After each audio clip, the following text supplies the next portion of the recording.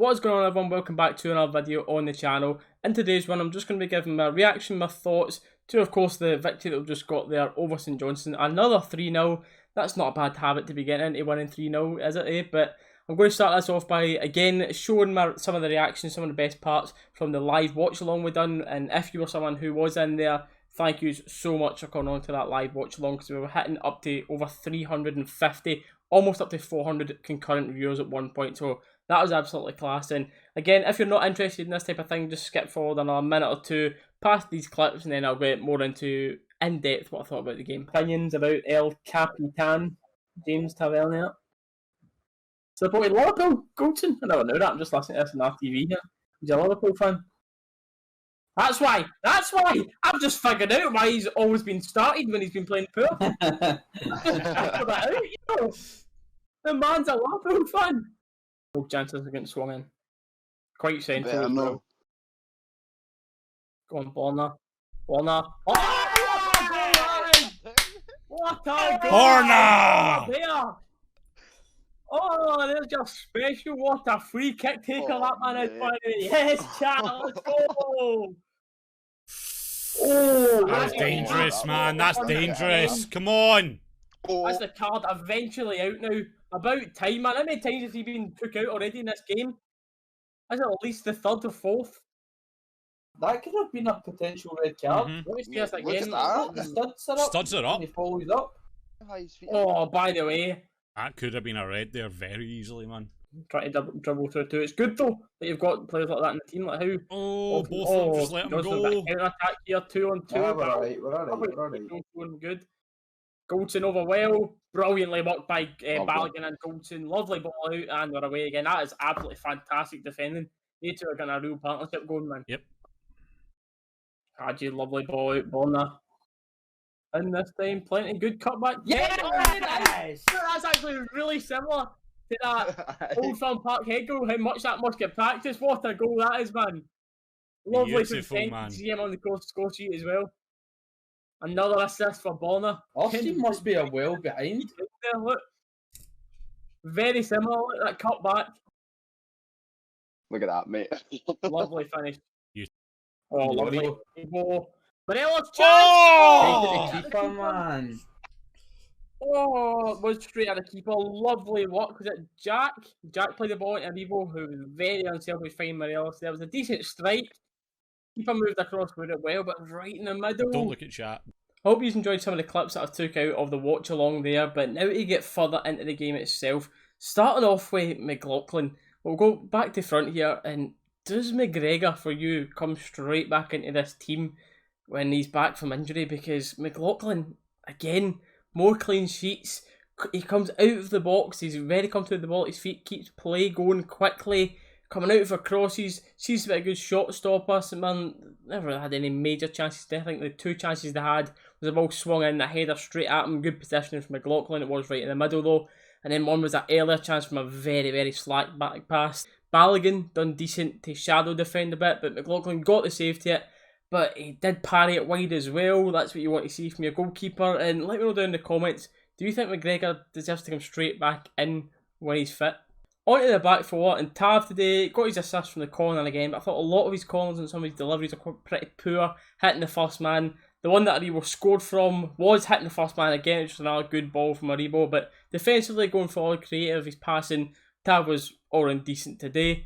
Going on to Goldson, continuing the good form, looking solid.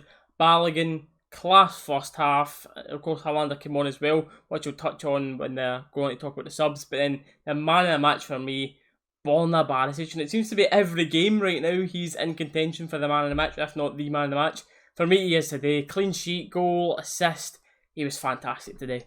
One from the midfield, well, midfield attacking line, depending on how they're switching in the game, is Hadji. And from the first few competitive games this season, he's just not playing as good as we know he can do. I think today was probably the worst I've seen him in the Rangers shirt. A lot of his first touches were off. He did played some decent passes, but again, nowhere near as good as we know that he can be. I think it's maybe he's ruined it for himself by playing so good in past games that maybe we're expecting that much of him every game. But I thought he was well off the boil today, and I actually think he was quite lucky to stay on the pitch for as long as he did. Another thing about Hadji Tadero is the amount of fouls that he won for the team. The amount he was getting fouled, like genuinely, I'd love to see the stat on how many fouls were actually committed on him in this game, because that was one of the most I've seen a player fouled in a game.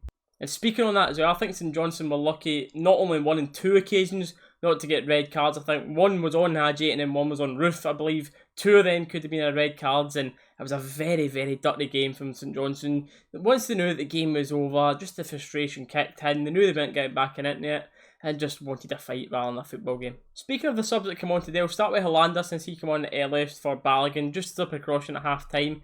And I thought the big man Hollander had a solid second half. He was actually, we see him chase someone down. A literal chase. The man caught up to him. Maybe he's not as slow as we've all been making out, or maybe he's been improving on it because he noticed a weakness in his game. But I thought some of his tackles today were absolutely solid, and you can't fault the big man's second half performance.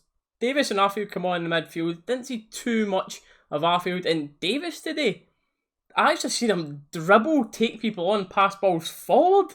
And you know, if you've watched a lot of my videos recently, like I've been saying, Davis, he seems past that. I just don't see him getting in and around the starting 11 anymore, but maybe he looked like he had a little bit more hunger today. Maybe someone spoke to him and been like, this is the type of Stephen Davis that we need back, because of course the game was done, so it's maybe a bit different, but I thought he looked a bit more encouraging, especially on the forward front today. The 2 forward boys, Itten and Roof, they had a few link-ups together, and Itten, I think it was a stone wall penalty denied on him, but it shows his character. He's a really true player, doesn't want to dive, just wants to get up and go on with the game. Just full on volleyed in the shin, went down where you'd see most people rolling about crying for a penalty, which if he'd done he probably would have won, but because of his own honesty, he got up and got on with it, he was denied a penalty. But Roof as well, you didn't see too much of them, but of course it's still early days. They're not going to come in and just bang right away, get up to speed with the team. It's going to take a while for them to gel in with it. It's different as well, coming on at a game where you're 3-0, the tempo was slowed right down because everyone knew that the foot came off the gas. It really did after that third goal especially, so it's not ideal situations for Roof and Itten to see what they can really offer us in that type of momentum in a game. If you like to see them at 0-0 chasing a game, seeing what they can really do, but from what I've seen of them, they were decent. Can't make too much of an opinion though. And now just to touch on the goals, and to start the game, I did think they looked a little bit nervy. We weren't being a true self, so they're a bit too slow. But when Bonner rattled in that free kick, and he's just a set piece specialist, he realised so good at the dead ball, and I really think he's a shout for a penalty taker. Let me know what you think about that down in the comments below. It'll be interesting to see who actually is put on them this year, if Tav gets put back on, if Morelos keeps them, or if someone else takes that role now. But like I said, that first goal, it was such a huge mentality boost for the team. The chain seemed to come off, they seemed to be set free after that, and it's a massive difference because the team are well aware, they'll be well aware that we have the potential to go 11 points clear, and that group of players are so used to chasing Celtic. It's a different type of nerves, and maybe you start to see a little bit of, right, come on, pressure, because they know they have to take advantage of this. So once they actually got the goal, they seem to relax and be like, right, we actually can do this. We are good enough to extend this lead. Let's actually do this and put the pressure on them for once. And I think that's what that first goal brought us today. The second goal today, I did put that in, a clip of me reacting to that earlier in the stream. But it was really similar to that Parkhead goal, like I said. Bonner cutting down that line, sees Kent cutting back to the edge of the box.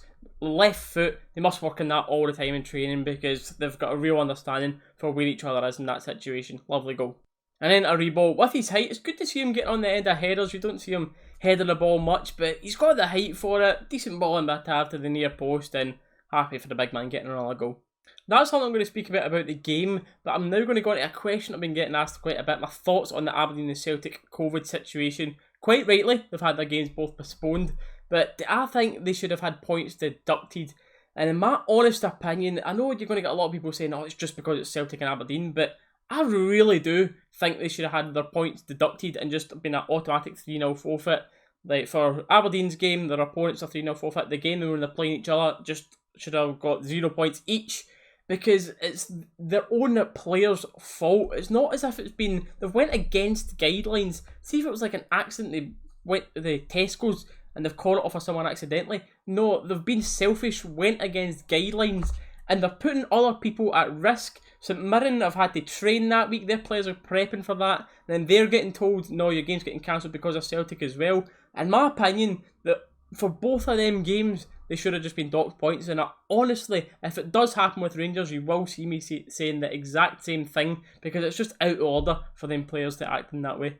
So that's all for this video, guys. As always, let me know your thoughts down in the comments below about the talking points that I went through in this video. But thank you all for watching the watch along earlier as well. For the support that I've been getting on the YouTube channel recently is absolutely class. Subscribe if you haven't already. We're on the road to that 5,000 subscriber mark. That's a massive number. I can't believe we're actually almost at that. But as always, like the video if you haven't already. Cheers for watching. We'll catch you in the next one.